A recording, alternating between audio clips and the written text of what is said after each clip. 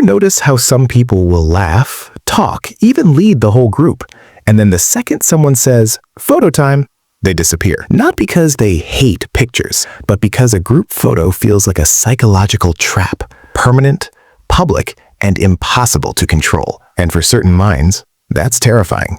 So today, we're breaking down the psychology of people who avoid group photos, what it really signals, what it doesn't, and how to heal the deeper trigger behind it. Psychology says humans don't just fear judgment, they fear being misunderstood. And a group photo is the perfect environment for that fear to spike, because it freezes you into one expression, one angle, one moment, then hands that moment to other people's interpretations. In real life, you can correct how you're seen. You can speak, you can clarify, you can be warm one second and distant the next, and people understand you're complex. But a photo removes complexity. It turns you into a snapshot. For someone who already feels different or socially monitored, a group photo doesn't feel like fun. It feels like identity theft, like you're about to be defined by one frame you didn't consent to.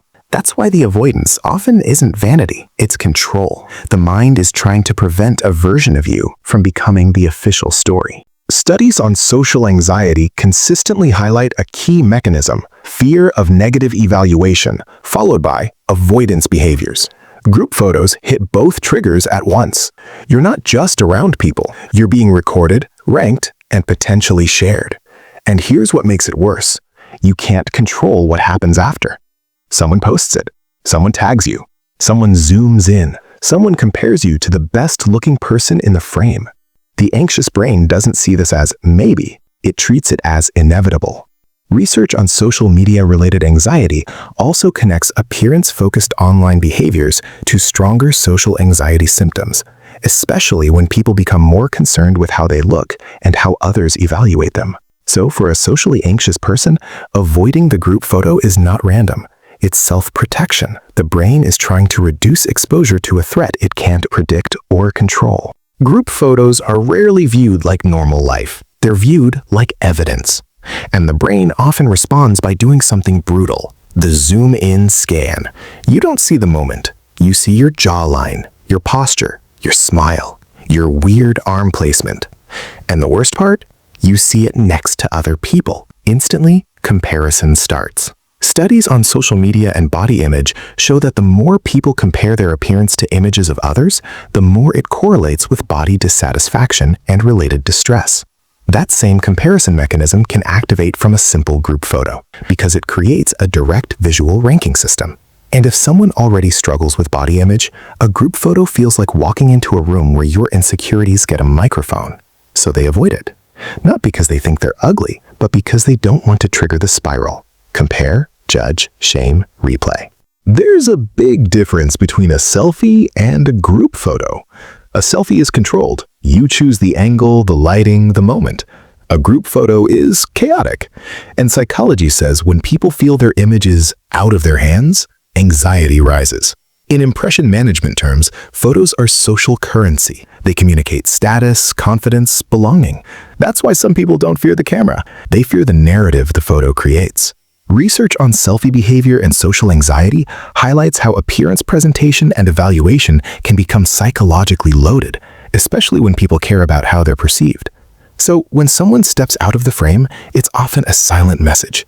I can handle being around people, I just can't handle being captured wrong. It's not attention-seeking, it's identity safety. Here's the twist.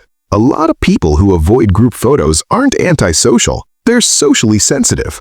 They want friendship. They want memories. They want to feel included. But at the exact moment inclusion becomes visible, when the camera comes out, their nervous system panics. Why? Because belonging comes with a cost: exposure. Being in the photo means you're part of the group, and now you can be perceived, judged, compared, and remembered. For introverts and overthinkers, social life is often a balance between connection and recovery. A group hangout might already be draining. A photo adds one more layer: performance. So they slip away. They volunteer to take the picture, they suddenly need to answer a text, and later they might even regret it. Because deep down, they didn't want to reject people. They just wanted to protect themselves. That's not coldness. That's self-defense dressed as distance. So, how do you actually improve this without pretending you suddenly love cameras? First, you reduce the fuel. If your brain is constantly trained by social media to compare, a group photo will automatically feel like a judgment test. Interestingly, an APA-covered experiment found that when teens and young adults reduced social media use by about half for a few weeks, they showed improvements in how they felt about their appearance and weight. Second, practice body neutrality. Not, I'm perfect, just, I'm a person. This is a body. It's allowed to exist in a photo. Third, lower the stakes. One simple trick, decide in advance, this photo is not for evaluation, it's for documentation. The anxious brain needs a new rule. And finally, start small. One photo with one trusted person. Then a small group. You're not building vanity, you're building nervous system tolerance. Because the goal isn't to look flawless, the goal is to stop treating visibility like danger. If you avoid group photos, psychology says it might not mean you're insecure. It may mean you're highly self-aware, highly sensitive to judgment, and tired of being reduced to a single frame. But you deserve memories that include you, not the version of you that hides yet still hopes someone understands.